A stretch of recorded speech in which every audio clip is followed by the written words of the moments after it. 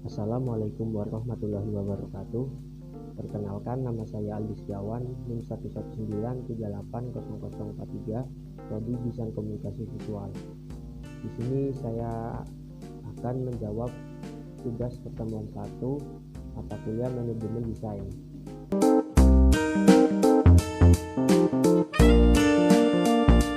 Manajemen adalah sebuah proses merencanakan, mengorganisasikan, memimpin, dan mengendalikan sebuah anggota organisasi atau perusahaan, dan juga memanfaatkan seluruh sumber daya yang ada dalam organisasi tersebut demi tercapainya tujuan yang telah ditentukan dalam sebuah organisasi atau perusahaan.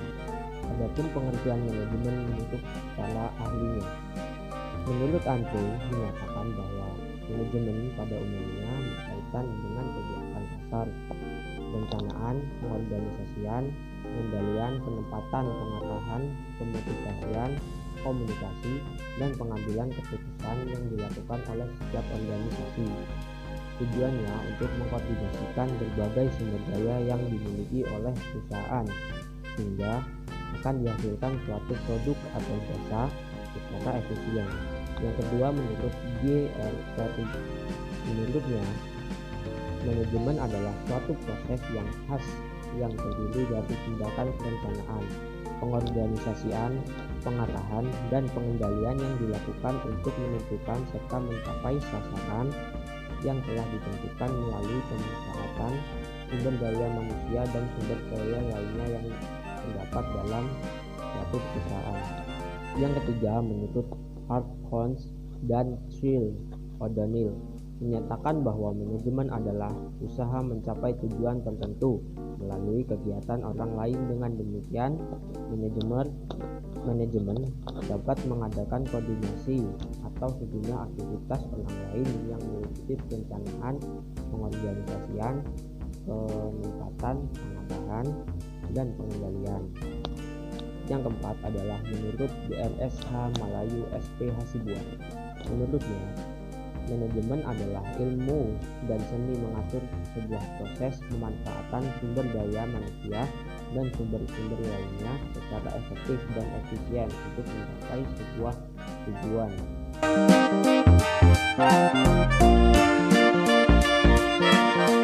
Manajemen dibagi menjadi beberapa konsentrasi. Salah satunya manajemen sumber daya manusia atau lebih sering dikenal dengan manajemen personalia. Manajemen ini berkaitan tentang pengolahan sumber daya manusia yang ada dalam suatu perusahaan. Dalam hal ini seperti perekrutan, pengembangan, dan peningkatan nilai mutu sehingga gaji para karyawan dapat berada dalam ranah sumber daya manusia ini. Yang kedua, ada manajemen produksi.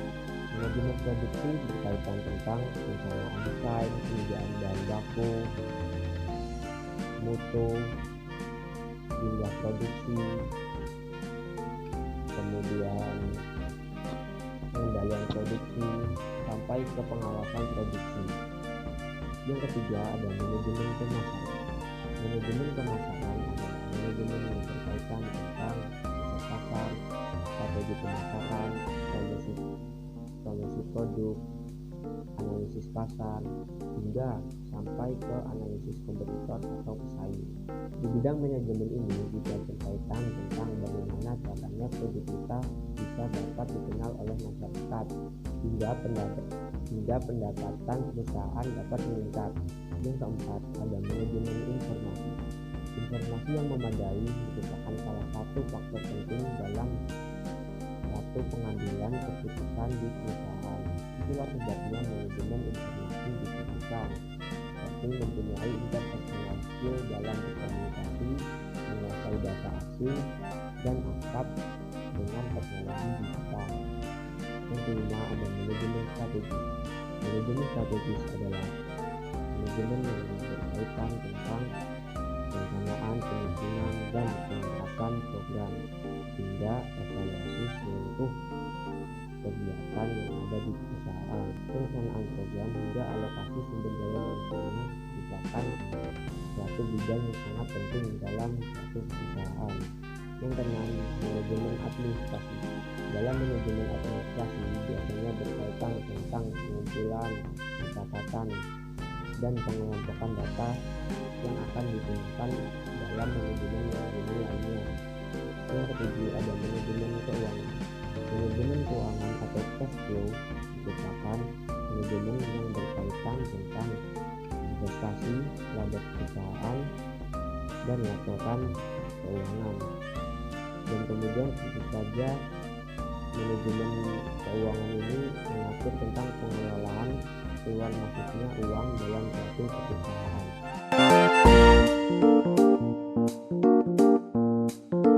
Dalam industri kreatif desain komunikasi visual, manajemen sangat penting karena manajemen berguna untuk menganalisis lingkungan, menilai keunggulan organisasi, dan mengidentifikasi peluang yang ada dengan cara memanfaatkan dan mengembangkan segala keunggulan yang ada secara kompetitif.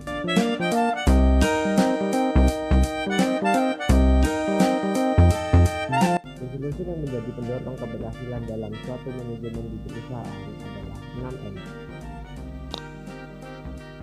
Yang pertama yaitu man atau manusia, di mana aktivitas yang diperlukan untuk mencapai suatu tujuan dalam perusahaan yaitu membutuhkan manusia atau karyawan. M yang kedua adalah money atau uang. Untuk melakukan berbagai aktivitas manajemen diperlukan adanya uang sebagai upah dan pemilihan faktor produksi yang diperlukan di dalam suatu perusahaan. M yang ketiga adalah material atau bahan-bahan, di mana bahan-bahan tersebut digunakan untuk produksi produk yang akan digunakan di dalam suatu perusahaan. M yang keempat adalah metode ataupun pelaksanaan. Untuk melakukan sebuah kegiatan dalam suatu perusahaan digunakan sebuah metode pada berbagai alternatif yang dirasa cukup maksimal untuk digunakan dalam pembuatan atau proses sebuah produk. M yang kelima adalah market atau pasar. Setelah barang telah diproduksi dengan baik, maka kemudian barang tersebut dikirim ke pasar ataupun marketplace yang nantinya akan ditujukan kepada masyarakat atau audiens yang dituju. M yang keenam adalah mesin. Dalam suatu pembuatan produk dalam perusahaan, manusia juga seringkali dibantu dengan mesin yang dapat mempermudah untuk memproduksi suatu produk secara massal untuk keperluan komersil.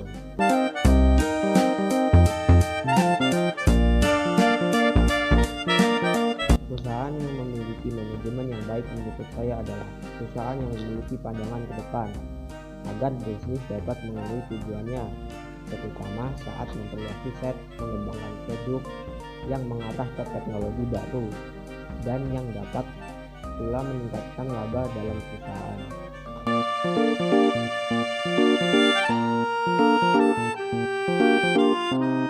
Standar manajemen merupakan sebuah struktur, tugas prosedur, serta sistem manajemen standar kerja dalam suatu perusahaan, sehingga perusahaan mampu memiliki mutu yang baik yang mendukung sebuah standarisasi pada setiap mutu produk yang akan dihasilkan oleh setiap perusahaan.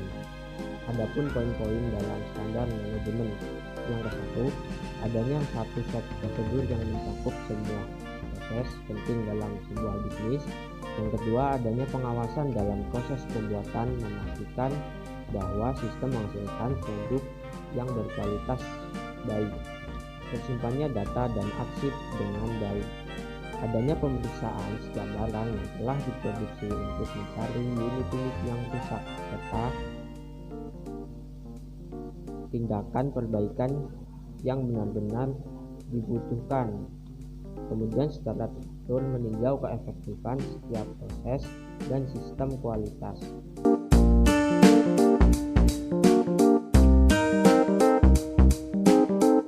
Perusahaan yang memiliki manajemen yang baik menurut saya salah satunya adalah yang pertama, Google LLC. Google LLC adalah sebuah perusahaan multinasional Amerika Serikat yang berfokusan pada jasa dan produk internet. Produk-produk tersebut meliputi pencarian web, komputasi web, perangkat lunak, dan periklanan daring. Dengan jumlah karyawan mencapai lebih dari 72.000 karyawan, Google dinilai sebagai perusahaan yang memiliki manajemen yang baik. Memiliki perusahaan dengan banyak cabang di dunia tak sedikit pun mengurangi baiknya kualitas manajemen. Budaya utama yang ditujukan pada Google adalah budaya terbuka, di mana setiap orang dan pelanggan dapat dengan bebas menyumbangkan suara, ide, dan pendapat mereka untuk menciptakan lingkungan kerja yang lebih nyaman dan ramah. Kemudian perusahaan yang kedua adalah Alibaba.com atau Alibaba Group. Merupakan perusahaan e-commerce yang didirikan oleh Jack Ma dan dikembangkan pada tahun 1999. Namun dengan kerja kerasnya dan para karyawannya, Alibaba telah menjadi salah satu e-commerce raksasa di dunia. Kemudian keunikan yang dimiliki Alibaba adalah menjadi portal bisnis ke bisnis terbesar di dunia. Beda dengan e-commerce lainnya yang biasanya hanya menawarkan konsep bisnis to customer, Alibaba menangkap pasar bisnis to bisnis dalam mengawali usahanya yang membuahkan banyak keuntungan yang cukup besar. Alibaba juga menyediakan lingkungan yang sangat kondusif bagi para stafnya yang berpartisipasi dalam meneliti kesuksesan Alibaba. Pedagang, konsumen, dealer, dan pihak ketiga, dan juga yang lainnya mendapat akses terhadap skema keuangan, platform struktur, penyimpanan cloud, dan akses real-time terhadap semua informasi. Sekian video dari saya. Bila ada salah kata, saya mohon maaf. Kepada Allah saya mohon ampun. Terima kasih. Wassalamualaikum warahmatullahi wabarakatuh.